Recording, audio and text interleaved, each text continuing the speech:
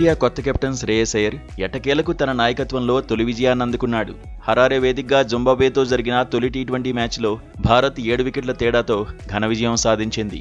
అంతకుముందు ఐర్లాండ్తో సిరీస్ కోల్పోవడం, ఇంగ్లాండ్ చేతిలో పరాజయం చవిచూడడంతో అయ్యర్ కెప్టెన్సీపై తీవ్ర ఒత్తిడి ఉండింది. కానీ ఈ మ్యాచ్లో అద్భుత ప్రదర్శన చేసిన టీమిండియా కెప్టెన్కు తొలి విజయాన్ని కానుగ్గా ఇచ్చింది. అంతేకాదు పురుషుల టీ20లో తన మొదటి 8 మ్యాచ్ల్లోనూ టాస్ గెలిచిన తొలి ప్రపంచ కెప్టెన్గా అయ్యర్ రికార్డు సృష్టించాడు.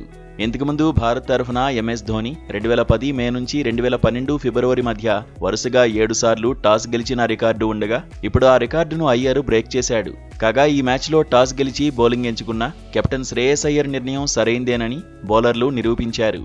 భారత పేసర్ మయాంక్ యాదవ్ అద్భుతంగా బౌలింగ్ చేసి కేవలం 18 పరుగులు మాత్రమే ఇచ్చి 2 వికెట్లు పడగొట్టాడు. అతనికి తోడుగా ప్రిన్స్ యాదవ్ కూడా 2 వికెట్లు తీసి జింబాబ్వే బ్యాటర్లను తీవ్రంగా ఒత్తిడిలోకి నెట్టారు. రవి బిష్నోయ్, శివం దుబే తలో వికెట్ దక్కించుకున్నారు.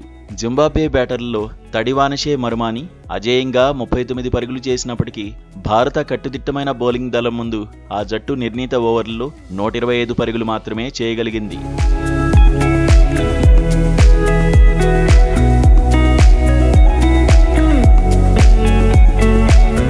చిన్న లక్ష్య ఛేదనలో భారత్ దూకుడుగా ఇన్నింగ్స్ ప్రారంభించింది. కేవలం 15 ఏళ్ల యువ సంచలనం వైభవ్ సూర్యవంశీ కేవలం 18 బంతుల్లోనే మెరుపు అర్ధశతకం సాధించి రికార్డు సృష్టించాడు.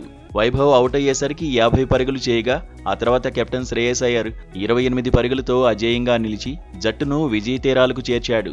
ఇషాన్ కిషన్ 35 పరుగులతో రాణించడంతో భారత్ కేవలం 13.2 ఓవర్లలోనే 3 వికెట్లు కోల్పోయి లక్ష్యాన్ని సులభంగా ఛేదించింది.